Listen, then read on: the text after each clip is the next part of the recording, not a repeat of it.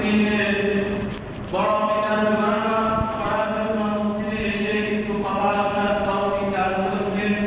এই জন্য আমরা অন্তরের অন্তঃস্থল থেকে আল্লাহ তাআলাকে খুশি করার জন্য আলহামদুলিল্লাহ। মসজিদে আগে আসা, মসজিদে এসে জুমার দিনে কিছু কথা শোনা এবং কিছু নফল ইবাদত করা, এগুলো আল্লাহ তাআলার নিকট অতি গুরুত্বপূর্ণ ইবাদত। আর এই ইবাদতগুলো তাওফিক আল্লাহ তাআলা যাদেরকে দান করেন তাদের মাধ্যমে করা সহজ করেন। আর আল্লাহ তাআলা যাদেরকে এই ন্যায় আমল করা তাওফিক দান না করেন তাদের পক্ষে ন্যায় আমল করা সম্ভব হয় না। প্রখ্যাত কবি আল্লামা শাহজালাল রহমাতুল্লাহি আলাইহি বলেন, ইনতাআত বাসুরে বাসুরিস,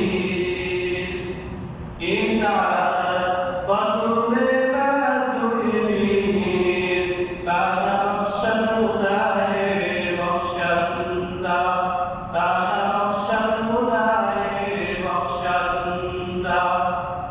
যে এক কাজ করা, সৎ কাজ করা, ভালো কাজ করা, এগুলো আল্লাহ তাআলার পক্ষ থেকে হয়ে যাবে। আল্লাহ তাআলা যাদেরকে দান করেন তাদের পক্ষে করা সম্ভব, আর আল্লাহ তাআলা যাদেরকে দান না করেন তাদের পক্ষে করা সম্ভব নয়। যদিও তাদের অনেক শক্তি থাকুক না কেন, যদিও তাদের অনেক ধন সম্পদ থাকুক না কেন, কিন্তু আল্লাহ তাআলা যাদেরকে ন্যায় কাজ করা, সৎ কাজ করা তৌফিক দান করবেন তাদের পক্ষে ন্যায় কাজ করা এবং সৎ কাজ করা সম্ভব হবে। আর আল্লাহ তাআলা যাদেরকে তৌফিক দান না করবেন তাদের পক্ষে সম্ভব হবে না।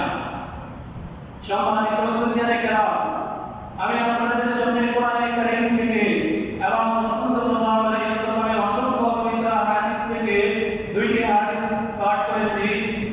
এই কোরআন এবং হাদিসের আয়াত এবং হাদিসের উদ্দেশ্য হলো নামাজের ফজিলত এবং নামাজ পালনকারীর পরিণতি সম্পর্কে আল্লাহ তাআলা এবং রাসূল সাল্লাল্লাহু আলাইহি ওয়াসাল্লাম কি বলেছেন। আমরা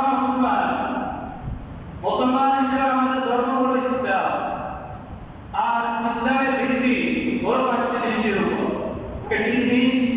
পাঁচটি জিনিসের উপর আমরা যেভাবে একটি ঘর করার জন্য খুঁটি ব্যবহার করে থাকি, ওই খুঁটিগুলোর মধ্যে থেকে যেভাবে কিছু খুঁটি আছে একেবারে গুরুত্বপূর্ণ, সেই খুঁটিগুলো না হলে ঘর দাঁড়াবে না।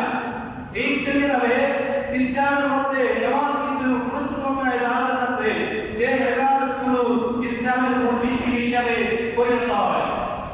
রাসূল সাল্লাল্লাহু আলাইহি ওয়াসাল্লাম বলেছেন, বুনিয়াল ইসলাম আলা খামসি শাহাদাতি আন লা ইলাহা ইল্লাল্লাহ ওয়া ইকামিস সালাতি ওয়া ইতাইজ যাকাতি ওয়াল হজ্জি ওয়া সাওমি রমাদান। যে ইসলামের ভিত্তি হলো পাঁচটি জিনিসের উপর। এক নম্বর হলো লা ইলাহা ইল্লাল্লাহ, অর্থাৎ কালিমা।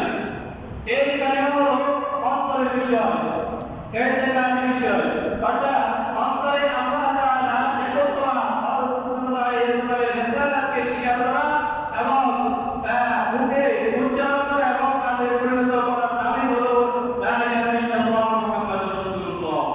এটি হলো এতেকাদের বিষয়, অন্তরের বিষয়।